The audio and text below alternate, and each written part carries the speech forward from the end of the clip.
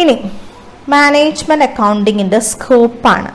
Management അക്കൗണ്ടിങ്ങിന്റെ സ്കോപ്പിൽ financial accounting, cost accounting, budgetary control, inventory control, statistical methods, office services, taxation, management reporting, capital budgeting ടെക്നിക്കുകൾ, price level accounting, management information system, അങ്ങനെയുള്ള കുറേ കാര്യങ്ങൾ management അക്കൗണ്ടിങ്ങിന്റെ സ്കോപ്പിലാണ് വരുന്നത്.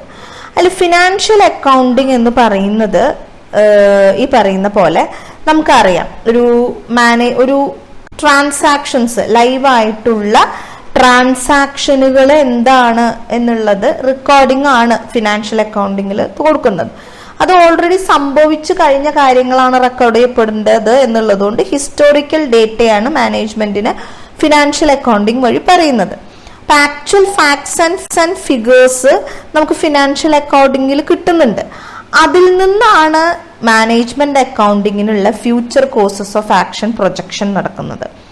അപ്പോൾ actual ആയിട്ടുള്ള കാര്യങ്ങൾ, ട്രാൻസാക്ഷൻസ് ഹിസ്റ്റോറിക്കൽ ഡേറ്റയുടെ രൂപത്തിൽ റെക്കോർഡ് ചെയ്യപ്പെടുന്ന ഫിനാൻഷ്യൽ അക്കൗണ്ടിങ്ങിൽ നിന്ന് തന്നെയാണ് ഒരു പരിധി വരെ മാനേജ്മെന്റ് അക്കൗണ്ടിങ്ങിന് ഫ്യൂച്ചർ എസ്റ്റിമേഷനുള്ള ഡേറ്റകൾ കിട്ടുന്നത്. അതുപോലെ കോസ്റ്റ് അക്കൗണ്ടിങ്ങും മാനേജ്മെന്റ് അക്കൗണ്ടിങ്ങിന്റെ ഒരു ഭാഗമാണ്. കോസ്റ്റ് അസേർട്ട്മെന്റും ഓരോ ജോബിന്റെ, ഓരോ ഡിപ്പാർട്ട്മെന്റിന്റെ, ഓരോ പ്രോസസ്സിന്റെ, ഓരോ ഓപ്പറേഷന്റെ, ഓരോ പ്രോഡക്റ്റിന്റെ കോസ്റ്റ്, അതുപോലെ പ്ലാനിങ്, കോസ്റ്റ് കൺട്രോള്, ഡിസിഷൻ മേക്കിങ്ങിന് managerial costing, differential costing, standard costing, variance analysis തുടങ്ങിയ ടെക്നിക്കുകളൊക്കെ വഴി കോസ്റ്റ് അക്കൗണ്ടിങ്ങും ചെന്ന് നിൽക്കുന്നത് മാനേജ്മെന്റ് അക്കൗണ്ടിങ്ങിനെ അസിസ്റ്റ് ചെയ്യുക എന്നുള്ള അവസ്ഥയിൽ തന്നെയാണ്. ബഡ്ജറ്ററി, ഒരു മാനേജ്മെന്റ് അക്കൗണ്ടിങ് ഒരു എക്സ്റ്റെൻസീവ് സിസ്റ്റം ഓഫ് കൺട്രോള് ഉപയോഗിക്കുന്നുണ്ട്. പ്ലാനിങ്ങിനും കൺട്രോളിനും കോർഡിനേഷനും ഒക്കെ മാനേജ്മെന്റിനെ ഹെൽപ്പ് ചെയ്യുന്നതാണ്. അപ്പൊ ബഡ്ജറ്റ് എന്ന് പറഞ്ഞു കഴിഞ്ഞാൽ ഒരു ഡെഫിനിറ്റ് പീരീഡ് ഓഫ് ടൈമിലേക്കുള്ള പ്ലാൻ ആക്ഷൻ ആണ്. അപ്പൊ അത് വളരെ ഇമ്പോർട്ടന്റ് ആയിട്ട് നടക്കപ്പെടുന്ന കാര്യങ്ങളെ കുറിച്ചിട്ട് എപ്പോഴും ബഡ്ജറ്റ്സ് ഉണ്ടായിരിക്കും. ഈ ബഡ്ജറ്റിൽ നിന്ന് എന്തെങ്കിലും ഡീവിയേഷൻ സംഭവിച്ചിട്ടുണ്ടോ, പ്ലാൻഡ് ആണോ, അതാണോ ആക്ച്വലി സംഭവിച്ചത് ഇൻ ടേംസ് ഓഫ് ഫിനാൻസ് തുടങ്ങിയ കാര്യങ്ങളൊക്കെയാണ് ബഡ്ജറ്ററി കൺട്രോളിൽ വരുന്നത്. That's also a part of management accounting. Inventory control, കാരണം നമുക്കറിയാം ഇൻവെന്ററി എന്ന് പറയുന്നത് അവിടെ നമുക്ക് റൈറ്റ് ടൈമിലും റൈറ്റ് ക്വാണ്ടിറ്റിയിലും നമുക്ക് റിസോഴ്സസ് കിട്ടണം, ഒപ്റ്റിമം സ്റ്റോക്ക് ലെവൽസ് ഫിക്സ് ചെയ്യണം, കോസ്റ്റ് മിനിമൈസ് ചെയ്യണം, അങ്ങനെയുള്ള ഇൻവെന്ററി കോസ്റ്റ്, വേസ്റ്റേജസും ലോസും ഒക്കെ അവോയ്ഡ് ചെയ്യണം. അപ്പൊ അതിനൊക്കെയുള്ള റൈറ്റ് ഡിസിഷൻ മേക്കിംഗ് എടുക്കാനുള്ള ഒരു അക്കൗണ്ടിങ്ങിന്റെ ഭാഗമായിട്ട് തന്നെയാണ് ഉള്ളത്. ഒത്തിരി സ്റ്റാറ്റിസ്റ്റിക്കൽ മെത്തേഡ്സ് ഉണ്ട്. സാമ്പിളിങ്, പ്രോബബിലിറ്റി, റിഗ്രഷൻ, അതുപോലെ കോറിലേഷൻ, അങ്ങനെ ഒത്തിരി സ്റ്റാറ്റിസ്റ്റിക്കൽ ടൂൾസും മെത്തേഡ്സും നമ്മൾ ഇതിൽ പഠിക്കുന്നുണ്ട്, മാനേജ്മെന്റ് അക്കൗണ്ടിങ്ങിൽ ഉപയോഗിക്കുന്നുണ്ട്. ഇനി ഒരുപാട് ഓഫീസ് സർവീസുകൾ, അതായത് ഡോക്യുമെന്റ് ചെയ്യാനും ഫയൽ ചെയ്യാനും ഇൻഡെക്സിങ്ങിനും റിപ്പോർട്ട് പ്രിപ്പറേഷനും ഡിസ്പാച്ചിങ്ങിനും അങ്ങനെ ഒത്തിരി ഓഫീസ് സർവീസുകളും മാനേജ്മെന്റ് അക്കൗണ്ടിങ്ങിന്റെ ഭാഗമായിട്ട് വരുന്നുണ്ട്. പിന്നെ ടാക്സ് പ്ലാനിങ്, അതെന്തുകൊണ്ടാ വെച്ചാൽ ഏതൊരു മാനേജറൽ ഡിസിഷനും ഒരു കോർപ്പറേറ്റ് ടാക്സിൽ ഒരു ഇംപ്ലിക്കേഷൻ ഉണ്ട്. ഇപ്പൊ ഒരു അസറ്റ് റീപ്ലേസ് ചെയ്യുകയാണെങ്കിലും, ഒരു അസറ്റ് ലീസിന് എടുക്കുക അല്ലെങ്കിൽ ബൈ ചെയ്യുകയാണെങ്കിലും, മെർജേഴ്സ് ആയിക്കോട്ടെ, അക്യൂസിഷൻ ആയിക്കോട്ടെ, വാട്ട് എവർ, അത് either they will reduce the burden of A tax or they will increase the share holders wealth. So ആ ഒരു കാര്യത്തിലും ടാക്സ് പ്ലാനിങ് എന്നുള്ള മാനേജ്മെന്റ് അക്കൗണ്ടിങ്ങിന് ഇമ്പോർട്ടൻസ് ഉണ്ട്. പിന്നെ അൾട്ടിമേറ്റ്ലി മാനേജ്മെന്റ് റിപ്പോർട്ടിംഗ് ആണ്. നമ്മൾ ഇങ്ങനെ പല രീതിയിൽ ഫിനാൻഷ്യൽ അക്കൗണ്ടിങ്ങും കോസ്റ്റ് അക്കൗണ്ടിങ്ങും മാനേജ്മെന്റ് അക്കൗണ്ടിങ്ങും ഒക്കെ ആയിട്ട് ഡേറ്റകൾ ഉണ്ടാകുകയും ഇന്റർപ്രറ്റ് ചെയ്യുകയും അതുപോലെ അനലൈസ് ചെയ്യുകയും മോഡിഫൈ മാത്രം ചെയ്തിരുന്നിട്ട് കാര്യമല്ലോ. ഇത് മാനേജ്മെന്റിന് അവർക്ക് പല ബുക്സ് ഓഫ് റെക്കോർഡിലും പലയിടത്തുമായിട്ട് സിസ്റ്റത്തിലും ആയിട്ട് ഇങ്ങനെ ഇൻഫർമേഷൻ കുമിഞ്ഞു കൂടിയിരുന്നിട്ട് കാര്യമില്ല.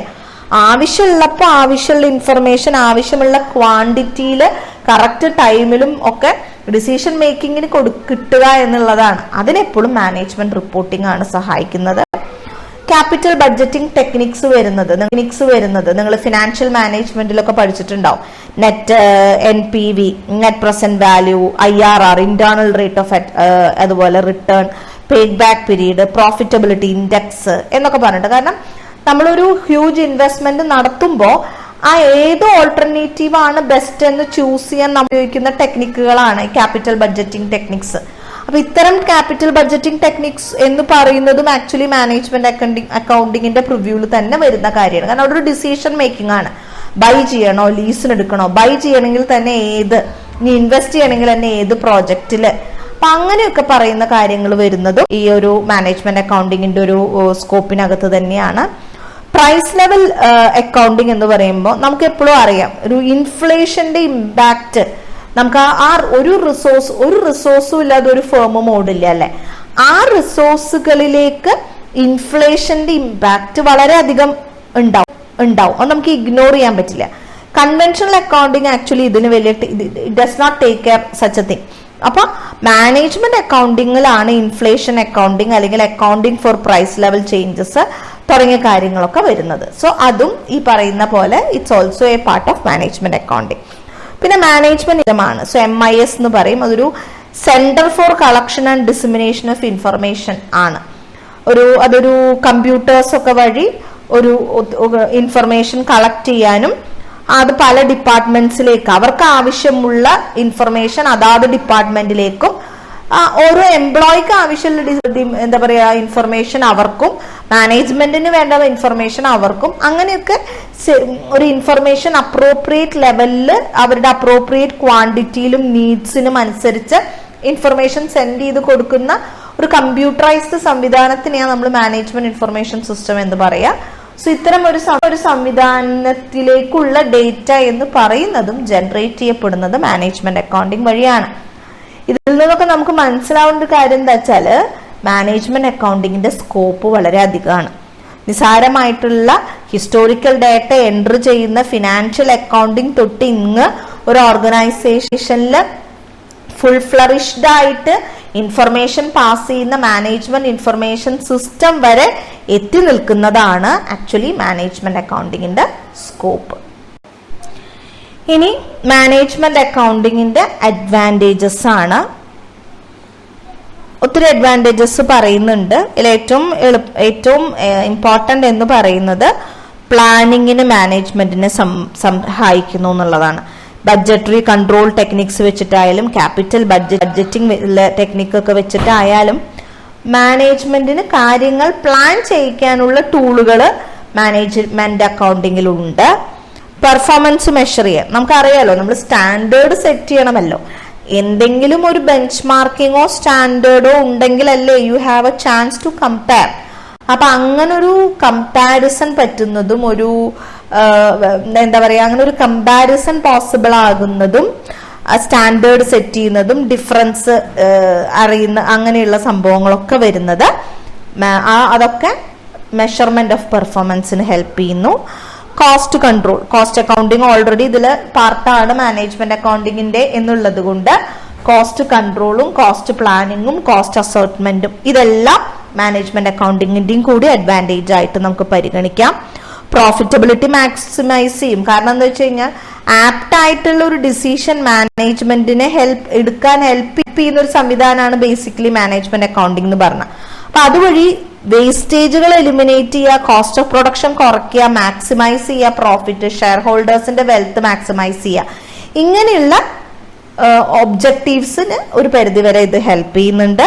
എഫിഷ്യൻസി കൂട്ടാനായിട്ട് ഉള്ള റിസോഴ്സസിനെ ഒപ്റ്റിമം എങ്ങനെ യൂട്ടിലൈസ് ചെയ്യാം, എങ്ങനെ ഓരോന്നിന്റെയും ഓരോ ജോബിന്റെയും ഓരോ പ്രോസസ്സിന്റെയും ഒക്കെ എഫിഷ്യൻസി എങ്ങനെ കൂട്ടാം ഒരു നിശ്ചിത സമയത്തിനുള്ളിൽ എന്നുള്ളത് മാനേജ്മെന്റ് അക്കൗണ്ടിങ്ങിൽ പ്ലാൻഡ് ആയതുകൊണ്ട് അതും ഇതിന്റെ ഒരു അഡ്വാൻറ്റേജ് ആണ്. ആൻഡ് ഒബിയസ്ലി ഒത്തിരി ഡിസിഷൻ മേക്കിങ്ങിനും പ്രോഫിറ്റബിലിറ്റിക്കും എഫിഷ്യൻസിക്കും ഒക്കെ സഹായിക്കുമ്പോൾ ബെറ്റർ മാനേജ്മെന്റ് പോസിബിൾ ആവുകയാണ്.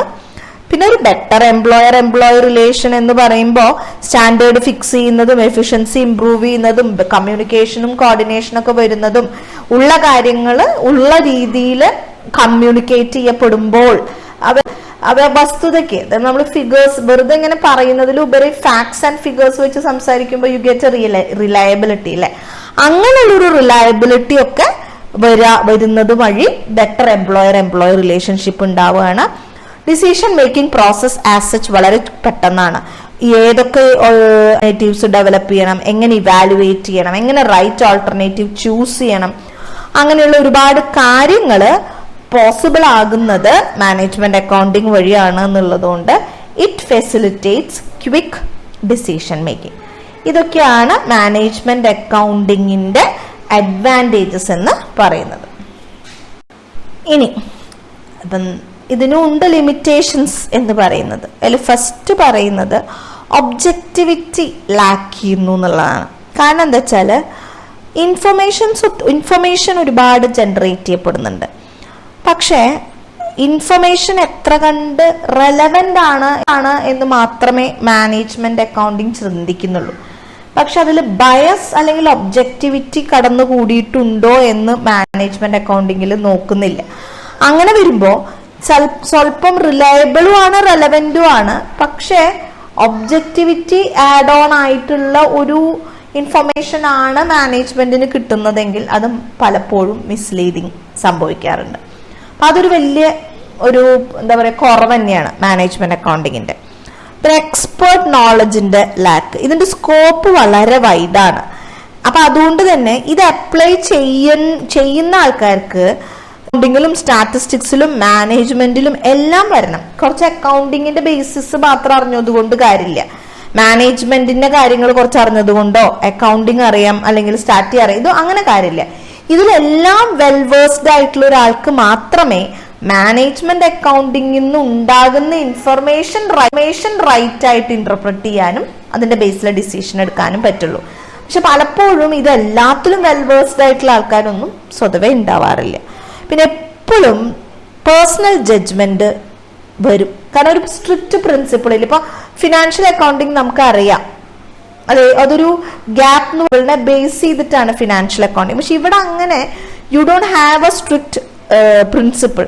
അതുകൊണ്ട് പലപ്പോഴും എന്തൊക്കെ ഡേറ്റ കൈമ കിട്ടിയെന്ന് പറഞ്ഞാലും ആ ഡിസിഷൻ എടുക്കുന്ന ആൾക്കാരുടെ പേഴ്സണൽ ജഡ്ജ്മെന്റ് പലപ്പോഴും സ്വാധീനിക്കാറുണ്ട്. പിന്നെ ഹൈ കോസ്റ്റ് ആണ്. ഒരു ഫിനാൻഷ്യൽ അക്കൗണ്ടിങ് സിസ്റ്റത്തിന് പാരലൽ ആയിട്ട് മാനേജ്മെന്റ് അക്കൗണ്ടിങ് സിസ്റ്റം കൊണ്ടുവരുമ്പോൾ ആ ഒരു സിസ്റ്റത്തിന് മെയിൻറ്റെയിൻ ചെയ്യാൻ മാത്രം ആവശ്യമുള്ള എല്ലാ സംവിധാനങ്ങളും നമ്മൾ സജ്ജമാക്കണം. അങ്ങനെ സജ്ജമാക്കുമ്പോൾ അതനുസരിച്ചിട്ട് കോസ്റ്റ് വരാറുണ്ട്. അതപ്പോൾ അതുകൊണ്ട് തന്നെ വലിയ വലിയ ഫേംസിനൊക്കെ എപ്പോഴും അത് അഫോർഡ് ചെയ്യാനായിട്ടുള്ളൂ. സ്മോൾ കൺസേൺസിന് എപ്പോഴും പറ്റണം എന്നില്ല. പിന്നെ എംപ്ലോയീസിന്റെ ഭാഗത്ത്, കാരണം ഇത് പല ഇൻഎഫിഷ്യൻസീസും വേസ്റ്റേജസും തുറന്നു കാണിക്കുകയും അത് കറക്ഷൻ ആരുടെ ഭാഗത്തു നിന്ന് വേണം എന്നുള്ളത് പിൻ പോയിന്റ് ചെയ്യുകയും ഒക്കെ ചെയ്യുന്നത് കൊണ്ട് പെട്ടെന്ന് കറക്ഷൻ ആവശ്യപ്പെടുകയും ഇമ്മീഡിയറ്റ് മെഷേഴ്സ് ഒക്കെ വേണമെന്ന് വേണ്ടി വരുമ്പോൾ എംപ്ലോയീസ് അതിനെ ഒരു ഫാക്ട് ഫൈൻഡിങ് മെത്തേഡിനെക്കാട്ടിലും ഉപരി അതൊരു കുറ്റം കണ്ടുപിടിക്കുന്ന ഒരു സംവിധാനമായിട്ട് ചിന്തിച്ചാൽ പ്രശ്നമാണ്. നേരെ മറിച്ചിട്ട് പോരായ്മകളാണ്, വസ്തുതകൾ കണ്ടുപിടിക്കാനാണ് എന്നൊരു ബോധ്യം വരികയാണെങ്കിൽ പ്രശ്നമില്ല.